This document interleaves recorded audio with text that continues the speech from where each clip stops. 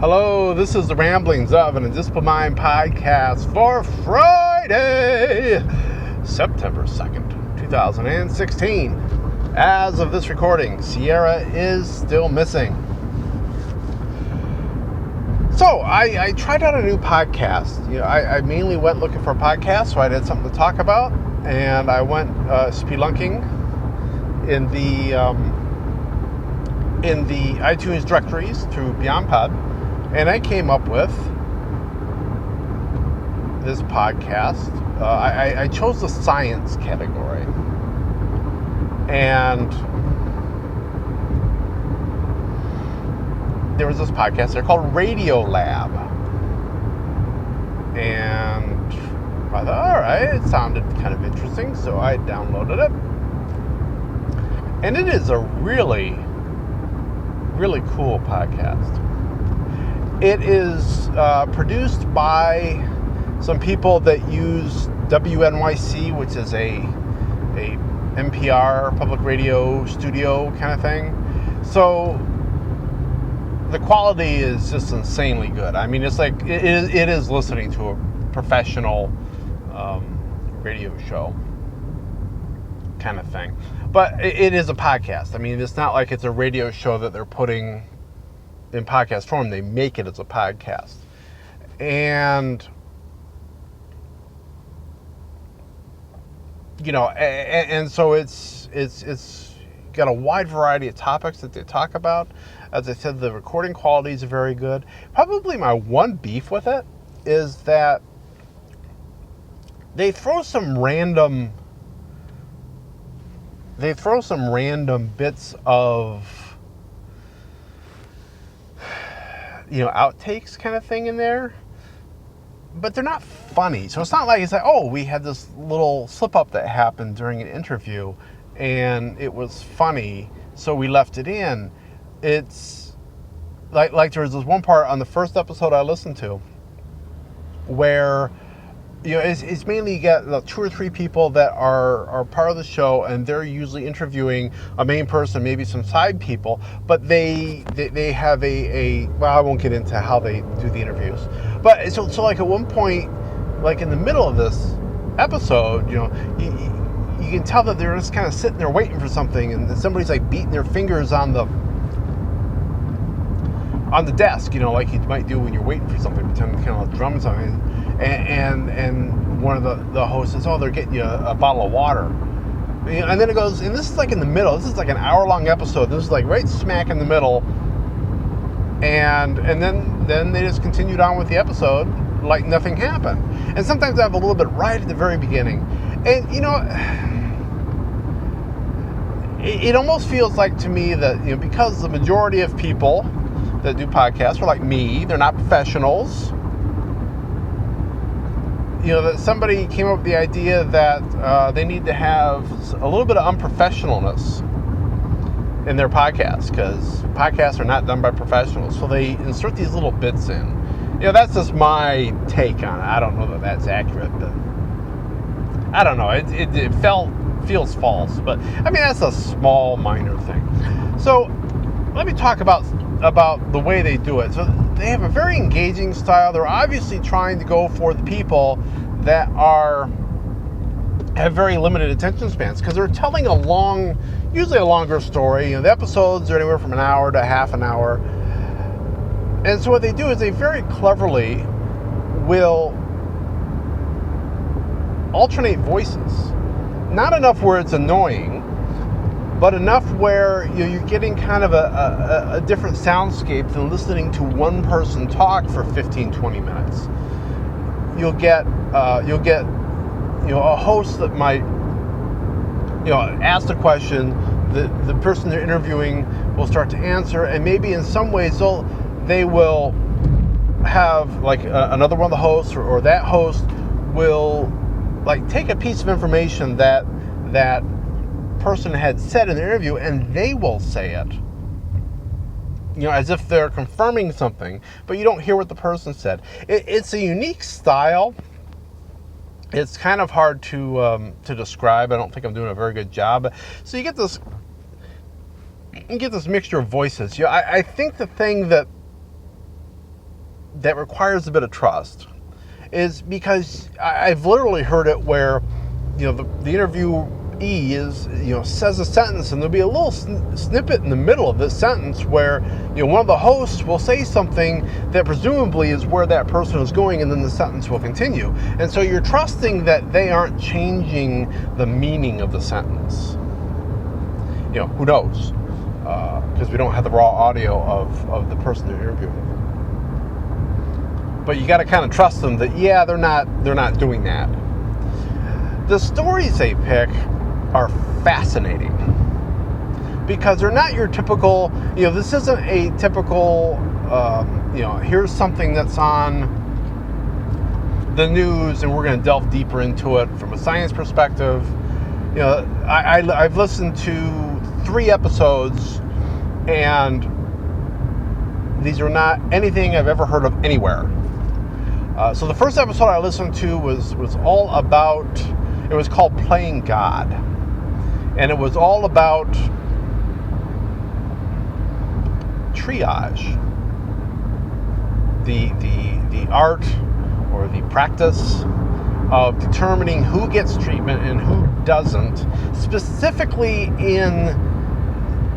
inside of a natural disaster or some sort of disaster where you've got a lot of medical cases to deal with, but not a lot of resources.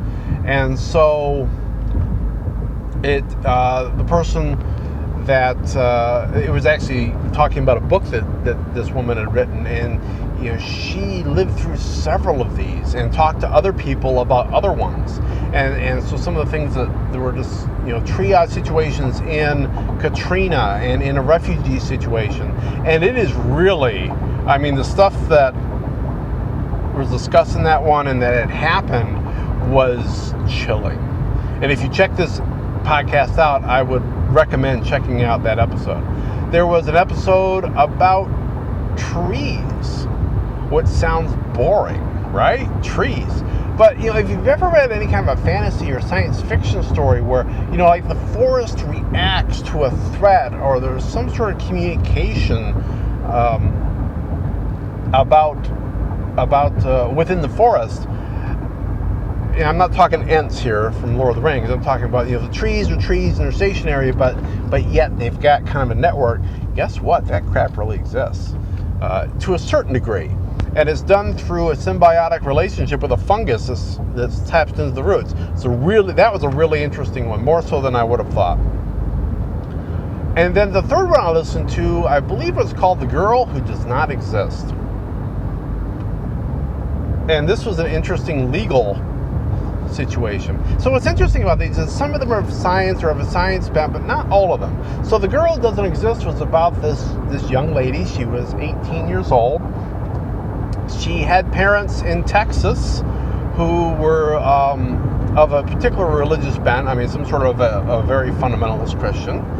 And they had a ranch in Texas, and they were self-sufficient. So they had a number of children, and they homeschooled them. They gave birth to them there, and used midwives that would take a little money to not report that a child was born at this particular location. They very rarely went anywhere. Internet time was very strictly monitored and restricted. They had no TV. And the parents were, even once the kids became adults, the ones that were still living at home, were very controlling. Not too terribly surprisingly. And so they had this daughter who was in the middle, who's named Faith, and she turned 18, and she's seeing her, 20-something older siblings that are just, their lives are being controlled by these parents, and she'd had enough. That wasn't how she wanted to live her life. So she ended up leaving. I'm condensing a bit here, but she ended up leaving the farm to come out into the real world, and legally she did not exist. I mean, she was born in Texas, so technically she's an American citizen, but she's got no paperwork. She's got no birth certificate. She's got no social security number. She's got no nothing. I mean, even her school, she had some report cards from her schooling, but and she had some orthodontia records because they had to go to orthodontist to get her braces, but there was no age on it, so they couldn't really use that. So here's this woman that wants to get out in the world. She wants to get a driver's license. She wants to be able to get a job. She wants to be able to get an apartment. Right now, she was living with her grandparents. I don't know if she still is. And she could do none of that because as far as the government and from a legal standpoint, she did not exist. That was a really interesting episode. So yeah, I find this, it's topics that are not on the beaten path or inside the beaten path, and they're explored very well. And it's just a really interesting set of shows. So it is called Radiolab. Now they've also got a spin-off. You get 2 podcasts today, two for the price of 1. They've also got a spin-off podcast that I've listened to a couple episodes of called More Perfect. And this one has a very specific focus, and it is on the Supreme Court and Supreme Court cases. I've listened to 2 episodes of this. It's got the same kind of feel as Radiolab. It's got the same people working on it, but the difference is they're talking about specific court cases. So there was one that was very interesting that was all about this one court case, and I don't remember the case, but it was a case that was trying to get the Supreme Court to make a decision about whether the voting districts at this particular spot, once again in Texas, which is funny, if I remember correctly, that they were gerrymandered in a way that only took into consideration the race of the people where they were living, and that they weren't taking into account the larger context of, they're in the same neighborhood, maybe, they have the same, have some shared concerns and interests, and they weren't doing that. So this got sent all the way to the Supreme Court, and the results of this case, which delved into the court getting involved in the political thicket, as it was called.